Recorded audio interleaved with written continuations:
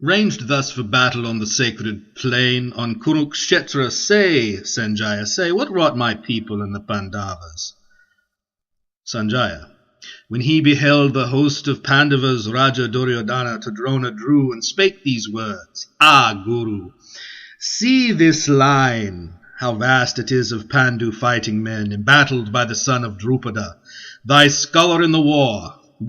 Therein stand ranked chiefs like Arjuna, like to Bhima chiefs, benders of bows, Virata, Yuyudan, Drupada, eminent upon his car, Drishtaket, Chekitan, Kashi's stout lord Purujit, Kuntiboj and Shaivya, with Udamanyu and Uttamaj, Subhadra's child, and Drupadi's, all famed, all mounted on their shining chariots.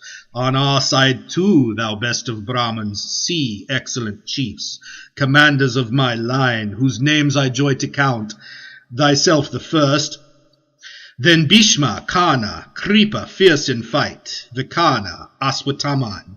Next to these strong Samudati, with full many more, valiant and tried, ready this day to die for me their king, each with his weapon grasped, each skilful in the field. Weakest, meseems, our battle shows where Bhishma holds command, and Bhima fronting him, something too strong. Have care, our captains, nigh to Bhishma's ranks, prepare what help they may. Now, blow my shell. Then at the signal of the aged king, with blare to wake the blood, rolling around like to a lion's roar, the trumpeter blew the great conch, and at the noise of it trumpets and drums, cymbals and gongs and horns, burst into sudden clamour. As the blasts of loosened tempest such the tumult seemed, then might be seen upon their car of gold, yoked with white steeds, blowing their battle shells, Krishna the god, Arjuna at his side. Krishna, with knotted locks, blew his great conch, carved of the giant's bone. Arjuna blew Indra's loud gift. Bhima, the terrible wolf-bellied Bhima, blew a long reed conch, and Yudhisthira, Kunti's blameless son, winded a mighty shell, victory's voice. And Nakula blew shrill upon his conch, named the sweet-sounding. Sahadev on his, called Gem-bedecked, and Kashi's prince on his, Shikandi on his car. Drishtadayum, Virata, Satyaki, the unsubdued, Drupada with his sons, O Lord of earth, long-armed Subhadra's children, all blew loud, so that the clangor shook their foemen's hearts with quaking earth and thundering heaven. Then 'twas beholding Drishtaratra's battle set, weapons unsheathing, bows drawn forth, the war instant to break. Arjuna, whose instant badge was Hanuman the monkey, spake this thing to Krishna the divine, his charioteer. Drive, dauntless one, to yonder open ground betwixt the armies. I would see more nigh those who will fight with us, those we must slay today in war's arbitrament. For sure, on bloodshed all are bent who throng this plain. Obeying Drishtaratra's sinful son, thus by Arjuna prayed, O Bharata, between the hosts that heavenly charioteer drove the bright car, reining its milk-white steeds where Bhishma led, and Drona and their lords. See, spake he to Arjuna, where they stand, thy kindred of the Kurus, and the prince marked on each hand the kinsmen of his house, grandsires and sires, uncles and brothers and sons, cousins and sons-in-law, and nephews mixed with friends and honoured elders. Some this side, some that side ranged, and seeing those opposed, such kith grown enemies, Arjuna's heart melted with pity, while he uttered this.